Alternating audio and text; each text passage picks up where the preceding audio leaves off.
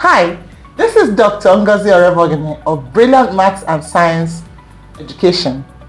And today we are privileged to have a most accomplished educationist and educational administrator in the person of Mrs. Folashade Oluwatoyin Phillips. Incidentally, I worked under Mrs. Phillips as a mathematics teacher in the elitist Atlantic Hall School, Maryland, Lagos, in the year 1994 to 1995. Mrs. Phillips was our go-to principal. I mean, hands-on, positive, and very encouraging. And at the moment, she is the proprietress and founder of Crest College, Ogun State, Nigeria. Mrs. Phillips, we are privileged and excited to have you. And after 30 years, you look just the same. Welcome to the program. Thank you very much, Ngozi.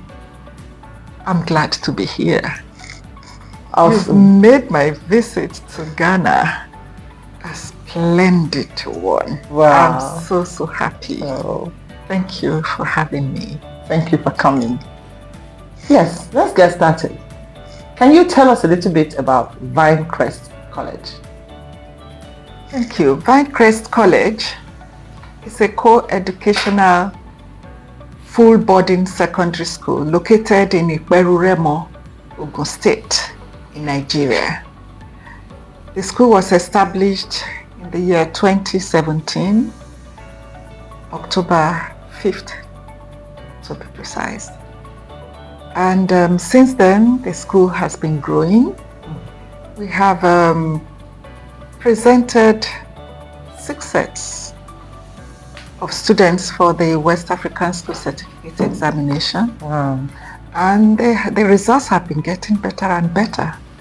And I'm just so glad with the result of the last exam released in August. I mean, it was just fantastic. When I remember it, I feel so happy. Wow. I feel so proud of the students and their teachers. Wow. They did a good job and their efforts were rewarded. Wow. I'm happy about that. And for students of Crest College, our students are very well behaved because that's important to us.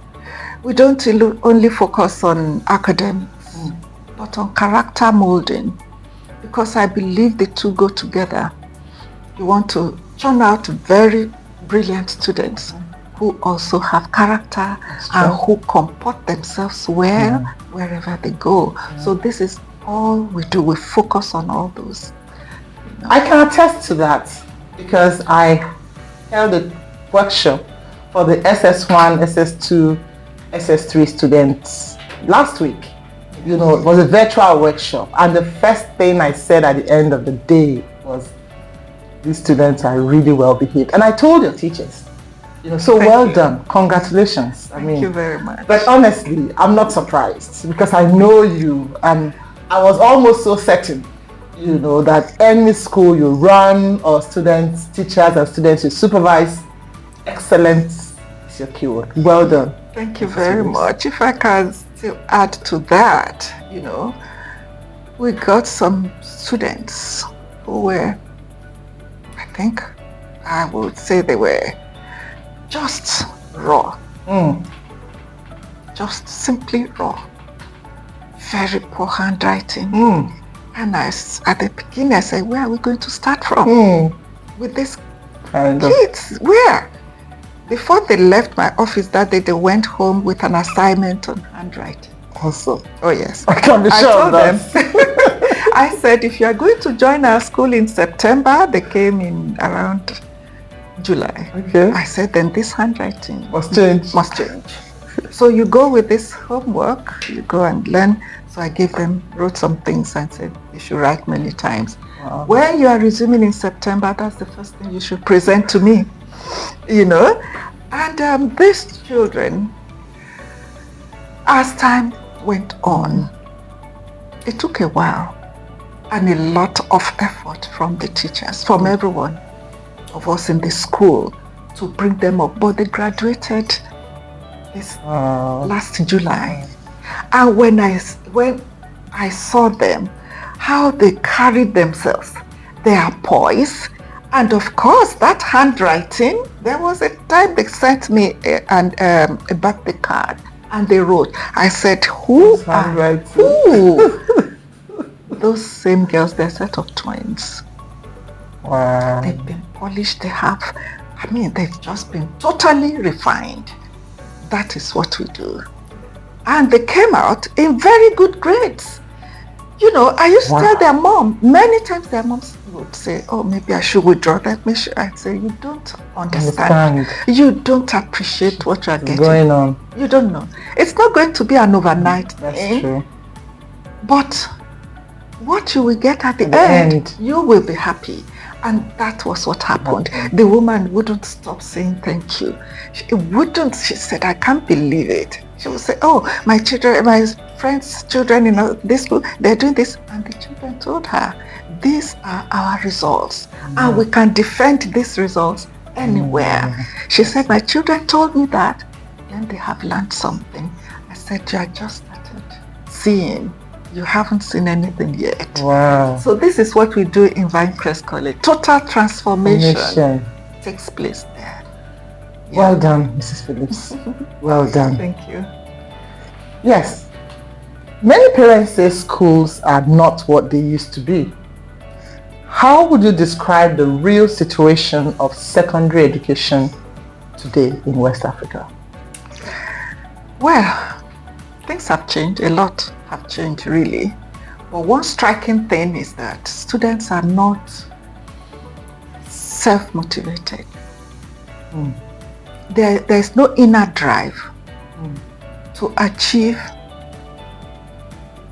excellence. You know, they feel once they've done just the barest minimum, they are okay.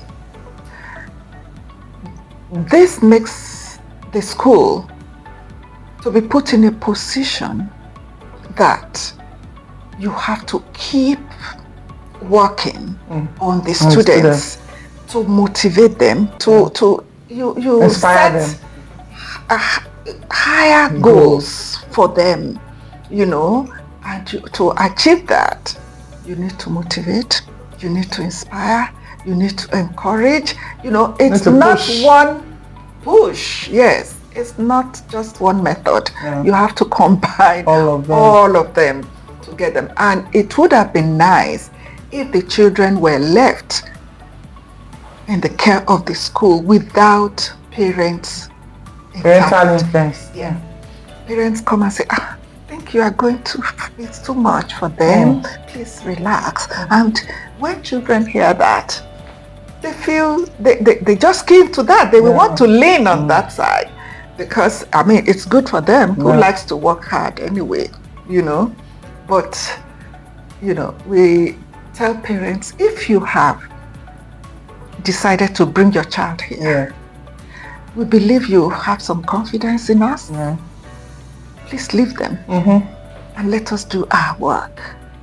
They are not in prison because they're in boarding school and because we are pushing them, because we know their potential.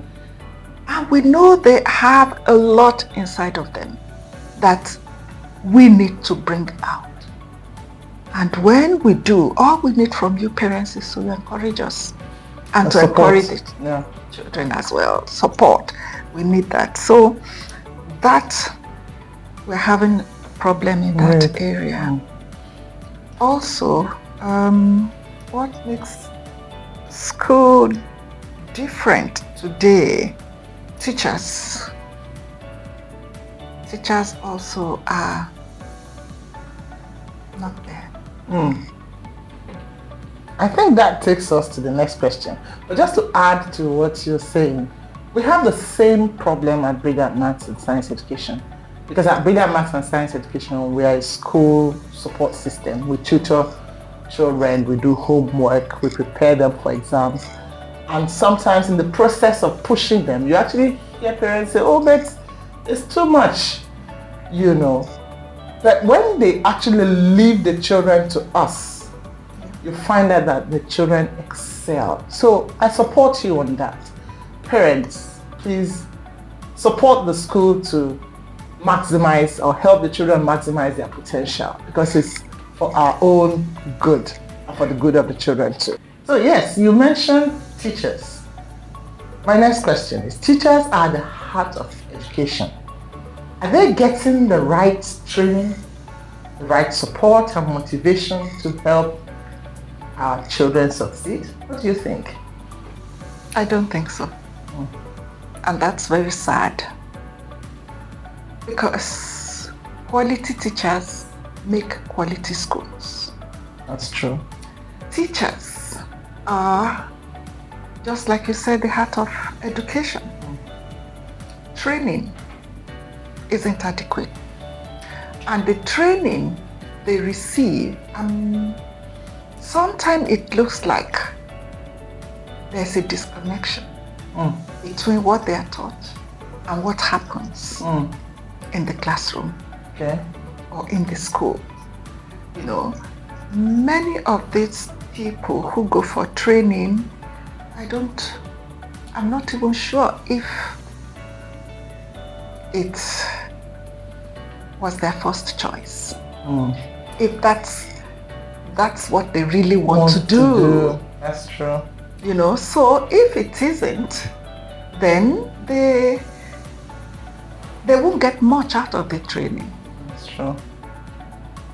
Training is one thing, application is another.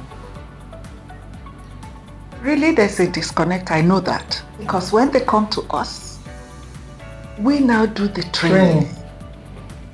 Because what we want to demand from them is much more than what they are coming with. You know, so the training can be better. And the time they spend in for teaching practice probably should be more. Okay. So they don't spend enough time learning on the job before. And the schools where they are posted also. You know, what are the demands of the teachers by those schools? You know, again, the quality of those who go for the teacher training. That's another story. That is another problem. When they announce the cutoff mark of the UTM that qualifies people for admission into tertiary institutions, and they say, oh, for pharmacy is 200 and close to 300, for medicine is over 300, and they say for College of Education 100 and something. It dampens my spirit. Are we passing the rejects to go for teacher training? If the quality of those going for teacher training is so low, what do we expect them to transfer to the students? Because you can't give what you don't have. That is a source of worry for me or for any educationist. The quality of those going for teacher training is not high enough. And it can't be because there's no motivation. How are teachers regarded? That's true. Someone said, I read it in the papers, she had about over 300 and said she wanted to go for teacher training. And people were saying, are you out of your mind? Well, she said, no, imagine that. Imagine that. So a lot needs to be done to improve the image of teachers. A lot. To attract the really good, intelligent people, professional people to go for teacher training, to go into education. A lot must change. A lot. There are no support. The conditions under which they work, the work environment, it's not encouraging. No. And most parents will not like their children to go into it. Even those who want to. There are some people who really love teaching. They just love it, But then their parents, you want to teach? You want to teach? No, this. And there is so much discouragement. And apart from that, when they get, even for those who are brave enough to stick to, teaching. Yes, that I'm going in anyway, when they finish and they're posted, they just feel, oh my goodness, what have I done to myself? Is this where I'm to work? That's if they have good table and chair. What about the office space, the staff room? In what state is it? And what about the classrooms? Where they will, that's their office. Yeah.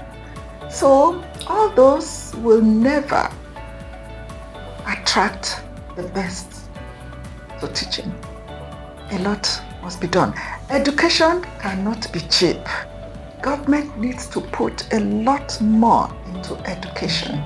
Make the school environment inviting. Yes. For the students and for their teachers. Those who work there. You walk into public schools, well, they are making effort now. They're beginning to, but it's not also enough to put up the structures. We thank them, government, for beginning to do that, but their maintenance. The chairs that have been there, if the chairs are damaged or so, there should be maintenance. To let people be happy coming to work. Oh, they'll be proud that, I'm going to my office. You are getting up in the morning, you want to go to work. This isn't there for teachers, for most teachers. And that's why in my school, I tell them that, I've been there, so I know I want my teachers to be in a very good environment. And that's what we provide for them. Be happy you are coming to work. Their welfare is important. If you want to make high demands of them, you must give something good back to them as teachers. Yes. So that they can at least do the job well. Give their best. Their whole mind will be in the job. They put their whole mind into it. They are not distracted by, going into other things. Having to find other things to do. Exactly. To make ends meet. Yes. So we're looking environment, their salary, their environment is even important, And of course, they should not be where we have too many students in a class. That's another story. Another story. It's just, you want students to be well supervised. That's true. So the class size should be moderate. Yeah. The student-teacher ratio should not be too high. If you want them to mark their script, their assignments, to be on top of their job, then we should give them what they can cope with. Moderate numbers. Yeah. And just to add to what you're saying, in training them in the universities, they should also focus on giving them the skills to be able to teach the students. Yes. What they require in the classroom. They should. What they are giving them or training them, giving to them in the teacher training colleges should not be far from what they will be doing in the classrooms. Yes. Oh, thank you for that. And when you talk about poor school facilities like broken classrooms, no libraries, or few science labs, how much is this affecting the quality of learning?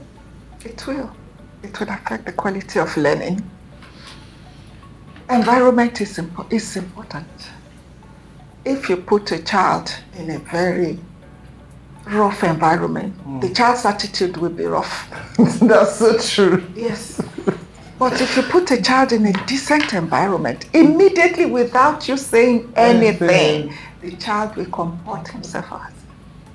It just follows. And the child will know, oh, this is something serious is going on here. I need to pay attention.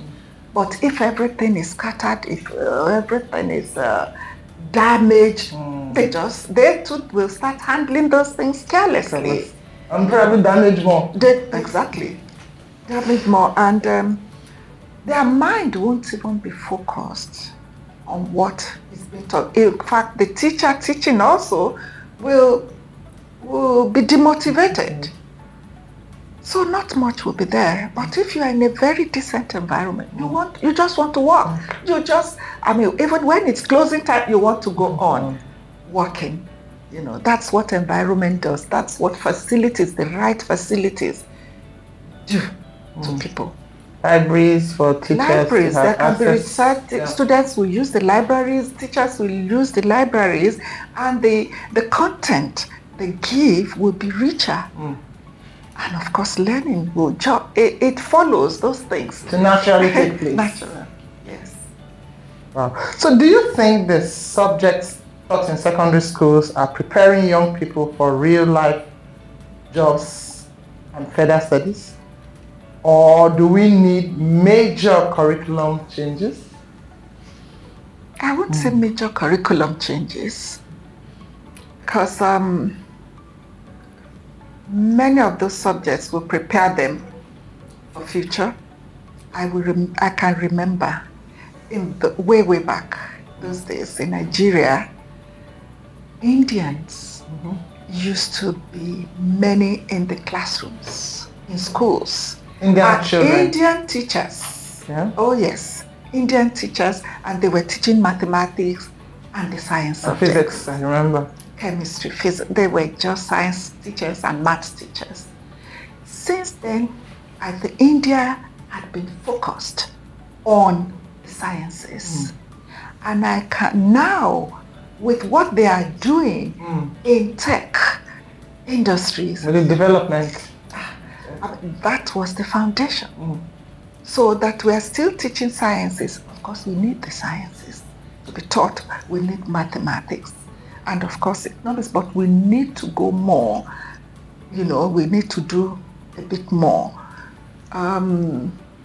Skills needed. Yeah, skill-based subject. Yes, we need to do more of that. Give more of that to our students. Soft skills, they need that. They need leadership skills. These may not be core subjects, but by the side, they need to be told. If we are all saying, leaders, problems with African countries, leadership, how do we catch them young? How do we introduce it to these children? Talk about that, and we try to do that in Crest College. Okay. Yeah, then the skills, like this IT, of course, is it everything now? That's true. And we should use that more in schools. Although in public schools, in public schools, you are just flowing into the next question, because the next question is technology. The technology is everywhere. How well are our schools using ICT for teaching? And what is stopping wider use of digital tools? Well, there was an announcement some months back, few months actually, that in the next 1 or 2 years, external examinations, like the West African examination, will be digital. Yeah. Awesome. Oh yes, they've announced it. And there was a debate even on the floor at the House of Assembly or the Senate in Nigeria that thing was dead on arrival. Though it's a shame. That's true. Naturally, that's where we should be going. That's true. Very true. But even without, can it be real? How?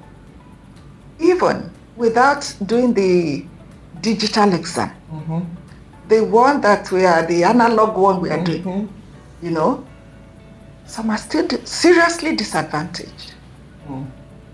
Some schools don't even have enough textbooks. Some students don't have.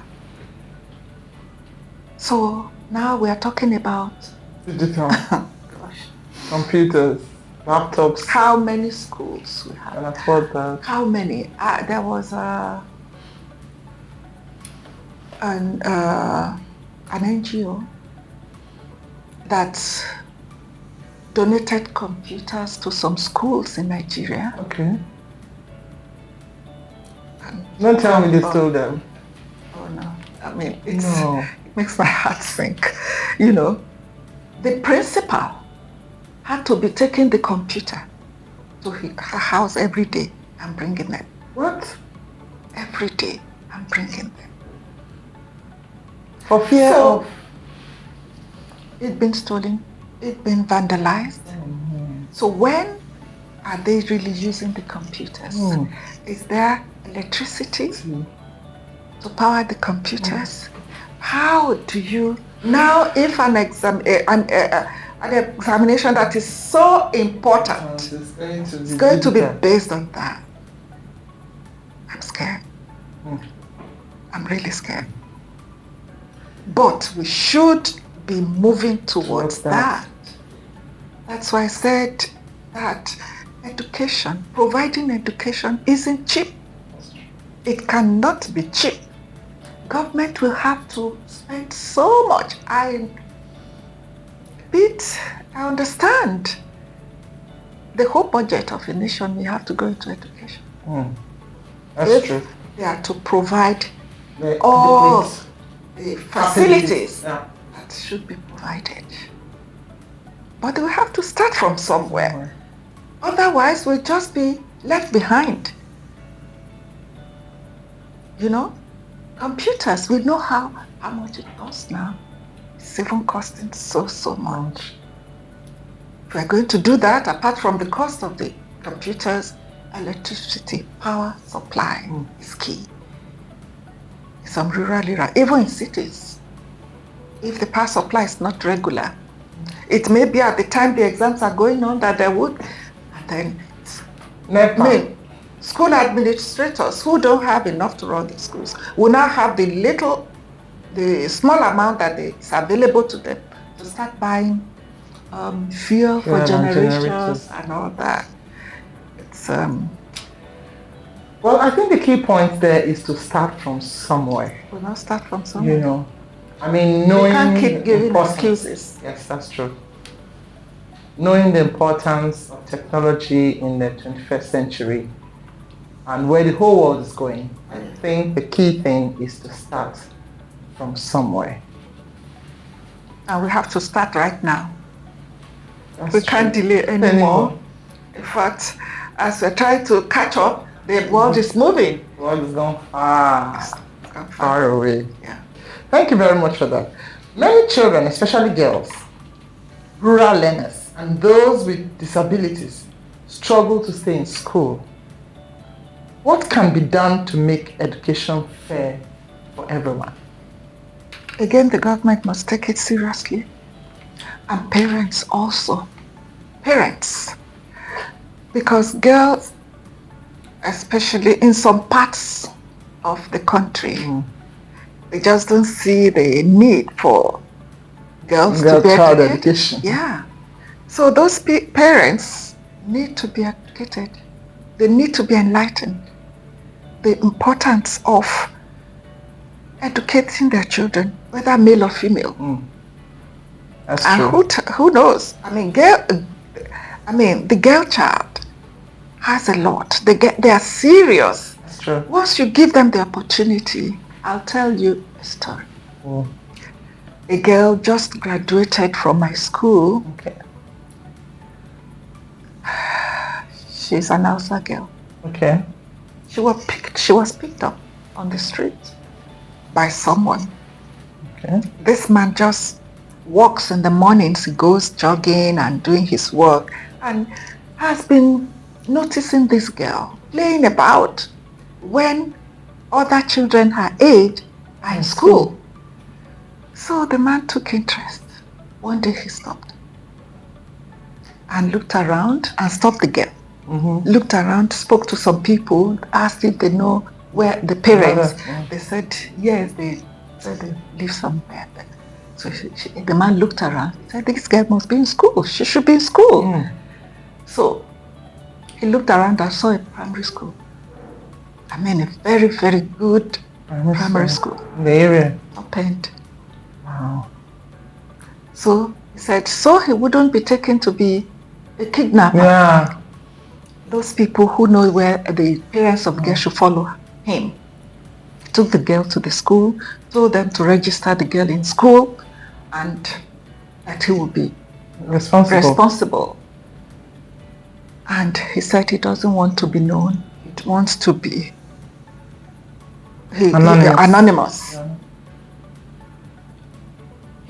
He sponsored that girl through school, primary, and brought the girl to Crest College. Wow. Sponsored the girl. The girl graduated with a fantastic result. She graduated, in her set she was the valedictorian. Wow. In fact, I mean, these are some of the things we see, the transformation I was talking about. And you're just glad. This girl she's resuming at Afebabalola University, private university, today in Nigeria. Awesome. A girl child. So look, I mean, she has a lot deposited in her, and it all would have just been wasted. Wow. But for that man, the man said, anywhere, any university. Afebabalola University is not a cheap university. I know. It's not. I know. At all. But the girl is on her way there now. Wow. To read law. Look at that. Yes. Now the child. One day, you see, during Women's Day, so the school organized a program celebrating women. Telling the children about women at that time. Maybe even till now, the 5 top banks in Nigeria had female CEOs. Yes. And imagine. Yes. So they use the example. Look at this person, look at this lady, do like this, look at what women are achieving, to motivate the girls. And you know what? So the principal of my school, Crest College, said to the students that I'm sure one day women will become the president. This same girl, screamed from the back of the hall and said, I am going to be the first female president in Nigeria. Look at that. She's on her way. She is. That's what parents should be told, especially in those areas, in those parts of West Africa countries where they are still seeing girl child as just fit for the kitchen or to produce babies. Yeah. Wow. I think that education is very important, for people generally to know that it's important. They just need to be educated. Enlightenment campaign, it should be ongoing, non-stop. Yeah. Non-stop. And then, non-governmental organizations, many should look more into that. Yes. Because we just have them. Girls are smart. We have a student in my school also. We have so many students on scholarships in that school. Thank you, Mrs. Phillips. Thank you so much. So many of them. And one of them, we have 2 students from the town. Because from the village, yes. Okay. 2 of them. When they came in, they didn't even meet the cutoff mark. Ordinarily, they shouldn't have been admitted. But the board had decided that we're going to sponsor children. A school like this can't be in this town and the community won't benefit. So we took the best of the, we took the 2. And yes, they didn't pass anyway. No, they didn't. But let me tell you, one a boy, one a girl. Today, the girl is the best in her class. I don't know if she would have furthered her education after primary school, because the parents didn't take her up. But today she is on an average of 86%. Average? Yes. That's excellent. Yes. And we are looking at opportunities. There are many like that. She's in her final year. Okay. So we are looking at opportunities for them. I mean, possible scholarships for university. Outside the country, within the country. We reach out to kind-hearted people who can sponsor them. Take up from where we will stop, or pick up some other children and sponsor them in the school. But there should be this campaign. There's so much the girl child has to offer, and when you train a girl child, you train the world. You have. Yeah. Thank you so much. And disability shouldn't be a barrier to education. Yeah. So even in the design of our schools, we should make it easy for those with disability to move around. They do that a lot. And any facility, any public facility abroad, their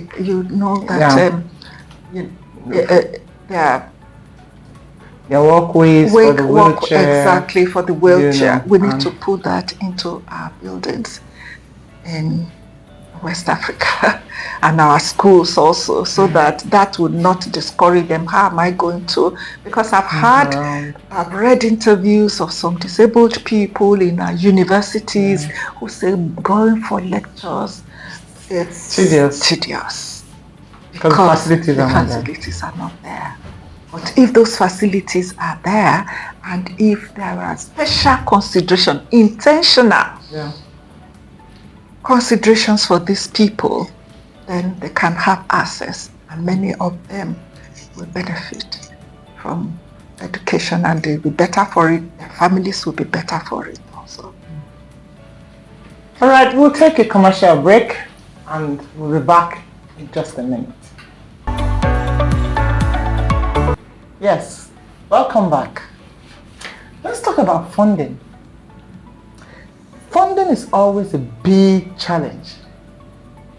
How can governments, private groups, and communities share responsibility to finance quality secondary education?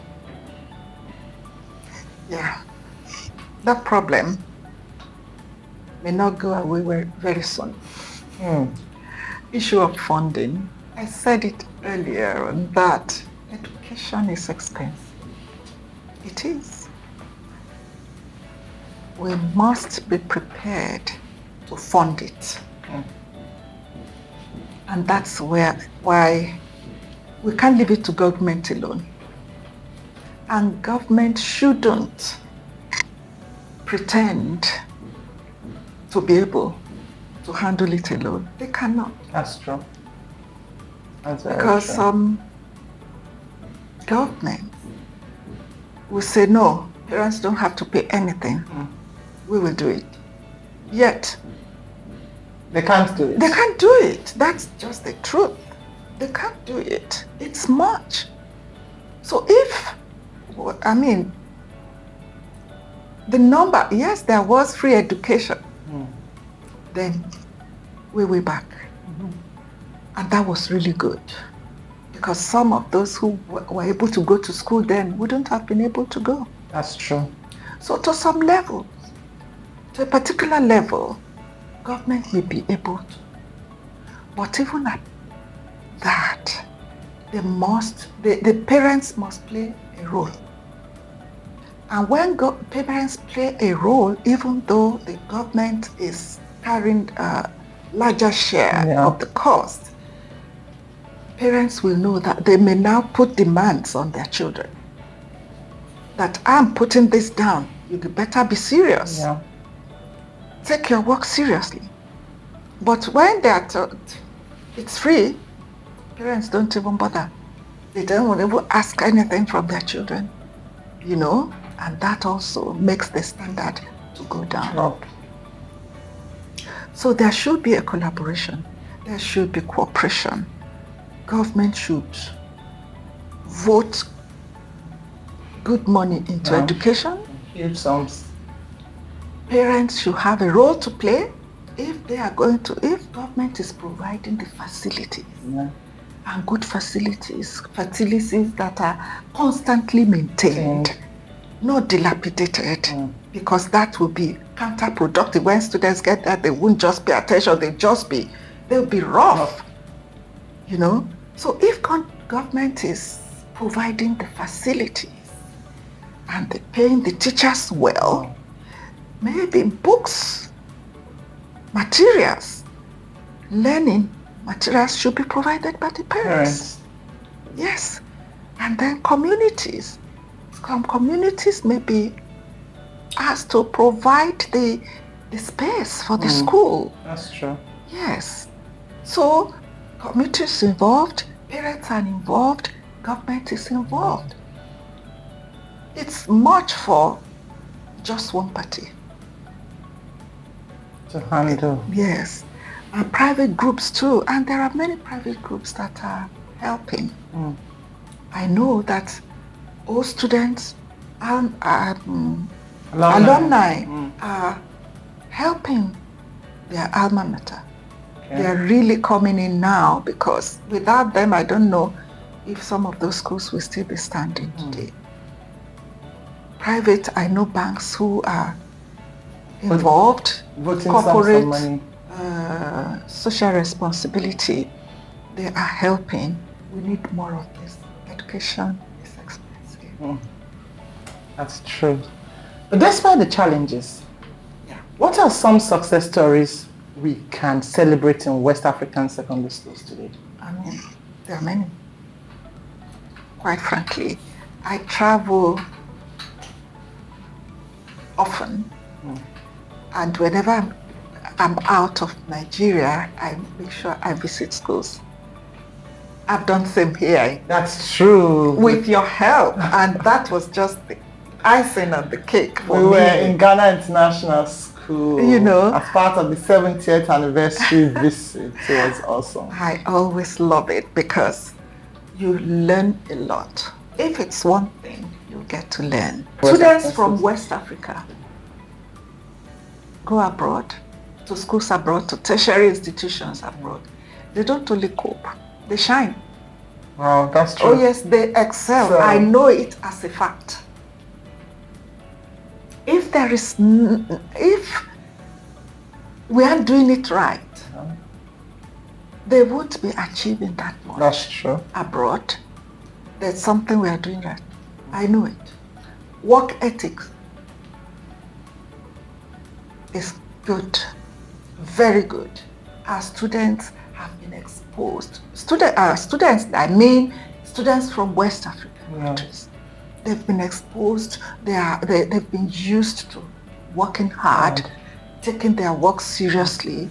They've been used to being pushed, if I can use that word, motivated, inspired, and then we do all those. So when they get abroad, and schools abroad look for them. That's the truth. So when they get there, they just flow. What those who schooled abroad see as difficult, as stressful, all students are just, it's normal for them. It's normal for them. So, we are doing that right. We may not be tech savvy. That is just the area. But now, and even that, by the time they spend about a month. It's enough for them. It's enough. They catch up. Oh man, they catch up, and they are just beating them right, left, and center. Some of my students, their family just relocated to the US. Okay. I was in the US in August when schools resumed in the US. So I follow up on my students. Anywhere nice. I follow up, whether they've graduated or they just relocated. I want to know how they are doing because this feedback helps me. Are there things we are not doing right so that we can improve?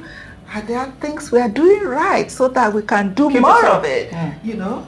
So I got one of them said, a set of twins, one of them said to me, Mrs. Phillips, I don't think I'll be putting up my hand anymore to answer questions. I said, why? He said, because it appears I'm the only one. They'll say, oh, she's such a... I said, keep answering those questions as they come to you. Keep answering. So you see, they are able to cope. The foundation here is solid. That's the truth. Thank God for those success stories. At least we have something good going on and we should keep it up. So parents and communities are key partners in education. How can they support schools better in raising well-rounded learners? Parents. Back to parents. Well, modern day parenting is different from the parents that we have today are different from parents we had 10 years ago. That's true. That's true. They're different. And that's part of the problem, right?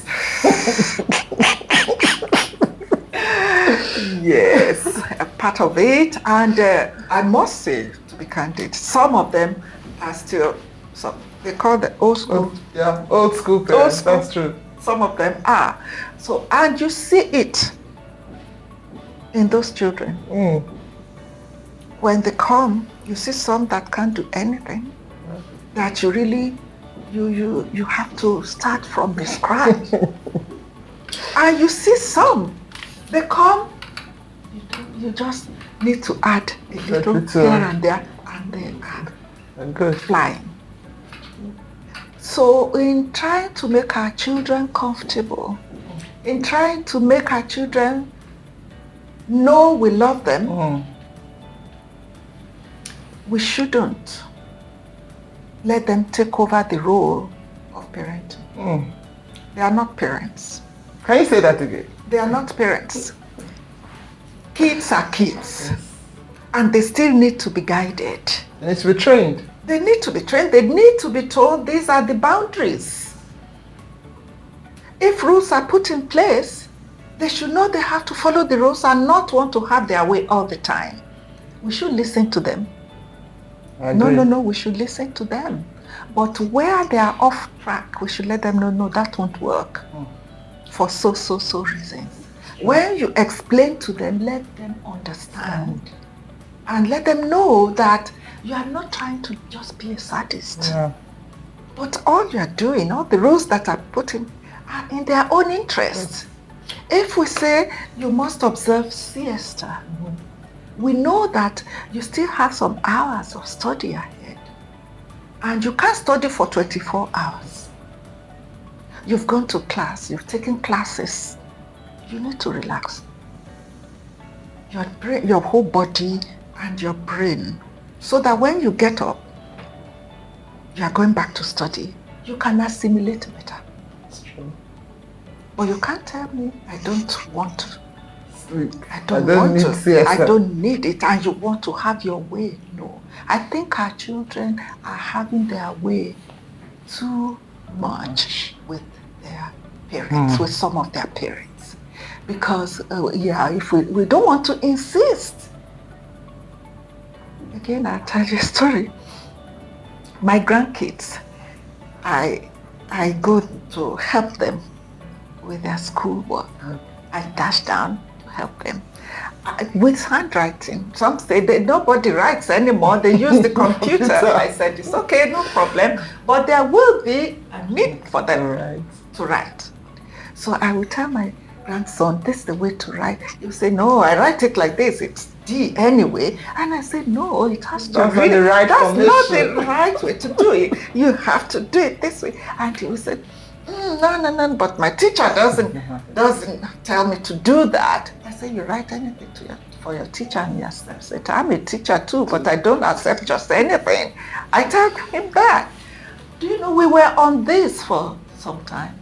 I went there, spent 2 months. We were on this. Initially, they weren't happy, but I kept insisting and then kept encouraging them, commending them when they make, efforts and all that, just doing everything. And I can't, when I take their mom came back one day and saw what they wrote. I said, who wrote this? He said, I did. The mom said, how? He said, Gamma. He said, Gamma, when you see what my grandkids write, their handwriting, it's like it's typed. Awesome. And I'm very happy. So what am I saying? We must insist. I'm not saying we shouldn't listen. We should listen to them. They should have an input. But they are kids, they don't know it all. And that's where we step in as parents. Now they know, they are very happy. Proud. And they get commended every time from school. One day they came home and they were just rushing to see grandma. They didn't even greet their mom or dad. They just were rushing. I said, what is it? He came to show me what the teacher wrote in their teacher's comment. So you see, they will get to know that it's all we are doing is out of love. They'll get to know. It's not that we just want to make them all happy. No. But we must insist. This is the right way to go. You do it and you see that you start to benefit at the end of the day. And soon they get to realize that. And they're happy. I mean, everybody likes commendation and everybody likes success. I'll just plead with young parents. I will plead with them. The children shouldn't have their way all the time. Because they have their way at home, they want to have their way in school. So it makes it more difficult. Makes the work of the teacher more difficult. And they don't want to be corrected. Yeah, that's true. They don't want to be corrected. How would they learn if they are not to be corrected? You correct and they feel, they start sulking. And some, you can't go further until they come out of that state of mind. That state of mind. That mood. And that, some can take 2 weeks. Look at that. Yes, I know it. Because we've seen it. We see it too. I mean, and everything you're saying. Just live in. It'll be like that for some time. Oh my goodness. For how long should we wait? You can't teach, nothing gets across. Until now. So some teachers will say, I had to beg her. I had to give her this. I have to give her that for her to, I had another example. One girl was like that in my school. She would just switch off. She would switch off. Probably because she got this thing wrong. And the teacher said, it isn't correct. You have to do it, and that's it. And that's it. So to now penetrate, to get across, is another task. And you are losing time. There's no time to complete the curriculum. Yes, you are losing time. But I thank God for the teachers I have. Quality teachers are not many. Committed teachers are not so many anymore. But I say to people, God has blessed me in my school in Crest College. I would say 85% of my teachers. That's a good percentage. Are very committed. They are so passionate. They just go on and on. Not because of what I give to them, but they just love their job. They love it, and when I see that, I can't but want to do more for them. That's true. Yes. And these teachers, they just kept on and on this particular girl. Her result, she finished. Her result was fantastic. Awesome. Fantastic result. And you know what she did at the end? When she was leaving, she did a model of the school. Wow. A model of the school. Architectural work. And presented it to the school in appreciation of what the school did for her. Parents, please make the work of the teachers easier. I must say that the parents supported her. They saw what was going on, and they knew there was a problem, But then at that point, they surrendered. They just surrendered. And because I had to call them, look at what's going on here. Your child needs this teacher more than the teacher needs. Yeah. So she should know. And just calm down and be open to receive. It's not easy having a teacher who will be pleading to teach you. Look at that. Some will say, oh, well. I'm ready to teach you. I'm ready. But if you're not ready. Tell me when you're ready. But this teacher kept on, and at the end of the day, the parents committed so much funds into that model. They funded it. That's true. And I see it as appreciation of what the school has. So parents, please, we need to look at our 21st century parenting. Let's put heads together and see the parent styles that work, that would help children maximize their potential. We love our kids. We love them too. We love our students. We love them. We love them and we want the best for them. In fact, their success is our success. So we can't do anything that will jeopardize that. At all. So support the schools to bring out the best in our children. Yeah. Thank you so much, Mrs. Phillips, for that.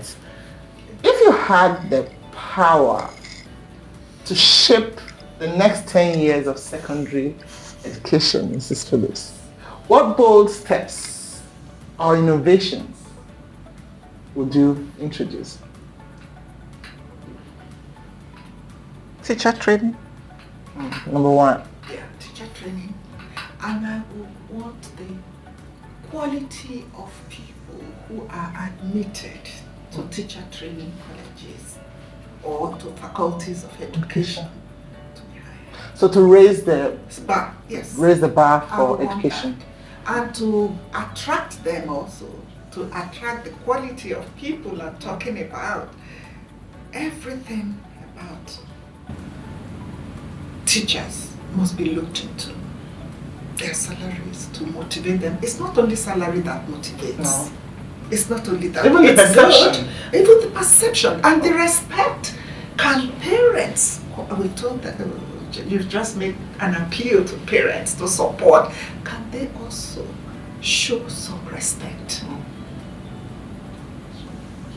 to the teachers and not just feel they can talk to them anyhow? No, respect begets respect. That's true. Teachers should respect parents, parents should respect teachers. The way they talk to them also. And when parents respect teachers, their children will respect the teachers. That's true. That's very true. And they'll be more willing to listen. They will be more learn. Yes, and learn. And I will want their work environment to be nice. Everything. Their furniture, where they sit, where they work, even the classrooms. The school environment. The school environment, yes. So I will work on this if I ever have an opportunity to, I really will want to make teachers very happy. And I know that if you make them very happy, then you can demand anything from them, and they will do it. That's very In fact, before you demand, it follows. It's only natural. It's natural. If you are demotivated, if you are not happy, your output will be poor. That's true. That's very true. So, hope that Nigeria will make you the Minister for Education one of these. Anyway. Yes, Mrs. Phillips, many students say mathematics is the hardest subject. Why do you think learners struggle so much with math in secondary school? I would say foundation. That's just it. Many come to us with very weak or no foundation at all in maths. Maths, to teach mathematics, it's not everybody that can teach maths. There are many maths teachers who are qualified. But getting across to the students takes some special skills, techniques. That's true. What a teacher, what one teacher may be struggling with to explain to the students, another teacher will just get there and just tell them this, and it will click. Technique. It's technique, and it has to be introduced from the foundation, from primary school, from elementary, from the first years, yes. And I wonder, now we have so many schools. That's true. So many schools. And I just wonder, where are the qualified teachers to work in these schools? Sometimes I'm scared. I'm praying that I hope some of these people are not even doing more damage The students. to the students. Especially at the foundation At the level. foundation level. The teachers who teach math in the lower primary, do they really like mathematics? Did some of them pass maths? That's interesting. Some of them, they just find themselves in the classroom. And they are made to teach all subjects. So they just struggle with the maths or dodge some topics, true. They won't take some topics once they know that. And then the children just go on like Students that. suffer. And then you wonder when they come and the simplest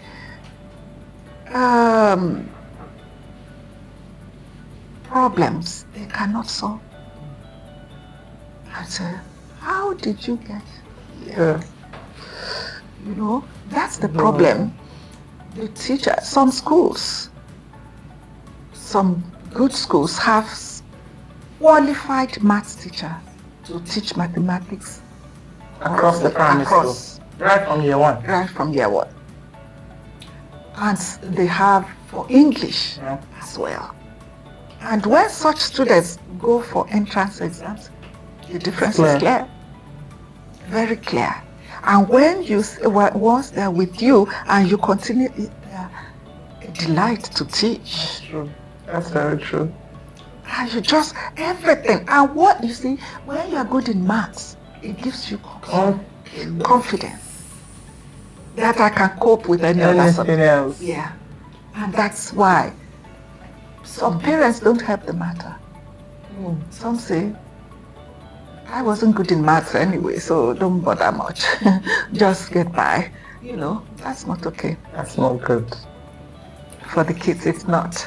I tell my students, you are all very intelligent boys and girls. There's no fool amongst you. It's true. And that is the truth. It depends on how we help them. What the input we have at the right time, and it has to be at the foundation level. To develop confidence. They should work their maths. Mental, they should have it at them. Mental skills. So don't do that anymore. Some have so many reasons for saying that. Let me tell you about mental, because I'm aware that in some of the government schools, mental is no longer there. Yeah. But it's nice for you to know that in the current IGCSE program for O-levels, the students started writing non-calculator papers in 2025. Really? Yes. So this year, my goodness, the core math paper 1 is non-calculator. The extended math paper 1 was non-calculator. The additional math paper 1 was also non-calculator. So when Cambridge had informed us some years back, about 2021, that the curriculum was going to change and we're going to have non-calculator papers, I actually started a campaign and began to train teachers on mental strategies for ad math, mental strategies for extended and core math, and then of course to the primary. So mental math skills is key. We had it. That was the first thing we were we would do in school, in primary school then, back in the days. As you were coming in from the assembly ground, you don't even sit down. You are not allowed to sit. You remain standing while the mental goes on. It goes on. It starts immediately. And it helped us. So these children must. But, well, again with technology, I'm happy that Cambridge is going that route now. Yes. But with Siri and Alexa and these that primary school students don't even look at the clock anymore. They just tell me, what's the time now? Oh no. What's going on? Where is that going to lead us? Technology is good. I'm not against it. Of course not. But we shouldn't let it take over our whole life. That's true. Otherwise, our children won't be able to think. That's very true. That's very true. The simplest things, they don't want to think. They just want the answer. Go. You do speak to your iPhone thing. Wow. We really need to be careful. So foundation maths is important. Once they miss it there, it becomes a struggle. Almost all the way. If they miss it at the primary school level and they come to the secondary school level where the teachers there are not patient enough, where the teachers there are not passionate enough to go down to where the grass and desire that their students should overcome whatever problem they have in maths, then it will be a problem for life. That's true. So we have to take it from the foundation. I agree. And at Brilliant Maths, we have a slogan that maths is fun. And everyone can do math. In fact, we started a school campaign, a maths is fun campaign. And we're hoping to cover as many schools as possible, just inspiring the students to know that maths is fun and they can do it. Back to teacher training, maths teachers, I think, should be taught specially. I agree. They should. It's not only to know the content. No. The concepts. Concepts. But also how to deliver. Methodology. How to deliver. Knowing where people are coming from, you just must put some life into it. Make it interesting. Don't scare the children away. Because when I was in school, my maths teacher didn't do a good job at all. He was always telling me, you can't pass. But for my dad, see, look at that. I mean, with my dad, if you come home with an F in maths or English, you failed. To him, you have failed. So he got us good maths teachers who helped to support us. And that was it. So our maths teachers shouldn't scare the children away from it. They should just make it fun. Encourage them. So that's the part of the teacher training that we'll do, to encourage teachers, to train them on how to teach math the fun way. So that students will love math. And also affirm to students that they can do it. Make positive affirmations to the students. The teachers, please help us teach math the fun way. But what fresh teaching methods or tools can make mathematics more encouraging and practical to students aged 10 to 18? 10 to 18. So yes, we're talking about secondary now. Secondary. Mental is still relevant. Very. As they're going to write a non-calculator paper. Of course, mental is still very, very relevant. They should introduce that where it's been taken out. And methods. I think more exercise. More exercises and then practical exercises. And they should use models also, things children can touch. Learning aids. Yes. They should use them. They can, like if they're teaching fraction, Yes. they shouldn't assume that should be for primary school students only. No, that's true. it's still relevant when teaching secondary school because, there are different teaching methods, teaching styles. Some children, until they handle the thing, they won't get it. Makes sense. Yeah, to them. So teachers should use, and there are so many, they're available now. Unlike in those days when you just have to use your cardboard, colored whatever to make your teaching aids. Now you can buy them. They are available. So there should be, the schools should invest in that. And teachers also can support the school. Make the effort to provide some of these things. You see why teachers should be paid well? That's true. I mean, for math, let me just add a bit to that. We should make the learning of math real to these children. So, for example, you are teaching measurements, you are teaching area and perimeter. Rather than just drawing boxes for the children or drawing rectangles, you can get them to measure the table, the dining table in the house, and find the perimeter. If you understand the meaning of perimeter, that's also talking about math vocabulary. They will be able to add up the sum. They already know how to add, but when you give it to them practical, to measure and add, the learning becomes more permanent. So I believe that more hands-on activities will make math more fun, more interesting. To add to that as well, math teachers should link maths to real life. Very important. Because some will say, why do I need it anyway? I don't need maths. But the teacher should make them know that if you are going into this, you will need maths. You go to the market, you have to pay, and get your change. That's math. And you go to in fact, maths, can you survive? Can you live without maths? I don't think so. So they should be told, and real life stories, and linking them with it, linking classroom with real life, especially in mathematics, will keep their interest alive. Finally, Mrs. Phillips, how can parents and communities help reduce the fear of mathematics and encourage students to see it as a useful life skill, not just an exam subject? I think the efforts of the students should be rewarded. Every little thing, it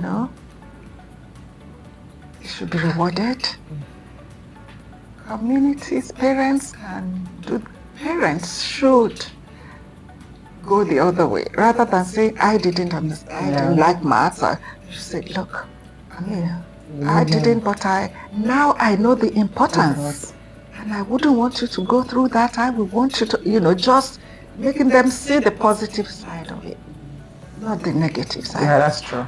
In fact, when my parents tell me, I didn't like maths, I tell them, we don't care, I don't want to know about it. And please don't tell my students, because that's very important to us. Because when you go telling your child that you didn't like maths, you are only demotivating the child. So as parents, that's one way we can help. Please, if you struggle with math, do not let your child know. However, if you let your child know that it has impaired you in a way, and you wouldn't want your child to go through the difficulty you have gone through. And they have the opportunity anyway. So encourage them to work at it. And then parents, I think that when we send them we should allow them to do some shopping, and actually ask them, how much did it cost? How much did you pay with? And what change did you get? Yeah. Let's allow them to use it, use the knowledge. Like when working in the kitchen, you want to measure, perhaps you are baking, you want to measure a cup or 2 cups. Sure. Let the child do the measurements. Do the measurement. That's involving them. Involving them. You want to fill the jar with water? It's true. A liter. Yeah. Put a liter of water in that. Deliberate, intentionally use the Math vocabulary. And tell them, I just want a liter in that jar. Or 200 mils. Or 200 mils. Or now they will know that, they need it. Let them not see it as being abstract. And of no use. I don't need it. They sure do. And you're going to buy fabric. Okay, I'm taking you to the outfitter or to the seamstress or whatever. I've got a fabric. I have 6 yards there. Can you help? I have a tape measure here. Can you measure 3 yards from it? 2 yards. You will need 2 yards. I will take the remaining 4. So let's share it. Can you? That's real life experience. That's math in real life. Wow. I mean, it's been a very great time with you, Mrs. Phillips. Thank you so much. I mean, thanks for the insights. Thank you for the advice to parents. And we're hoping that someday you'll have an opportunity to make an input, into education in Nigeria. I mean, across the globe, actually, so that people will be more committed. I mean, parents will be more committed. Teachers will be well trained. The standard and quality of teachers that we get will be better, and to help the delivery in the classroom. And I am so happy to have you. It's been a delight for the past few days to have been around you, and I'm hoping that we'll have more of that by God's grace. Thank you so much. I'm so happy that we could do all we have done together. When I was coming, I didn't plan for that, but you've just made it so wonderful. Thank you very, very much. Thank you, Mrs. Phillips. God bless you, and God bless the works of your hand. Amen. What you are doing is so wonderful. Amen. Yeah. So at Brilliant Maths, we tutor students. We are a school support system. We train teachers. We run online classes. I mean, we're just there to serve you. Do well to follow us on all our social media handles, and you'll be glad you did. Thank you so much.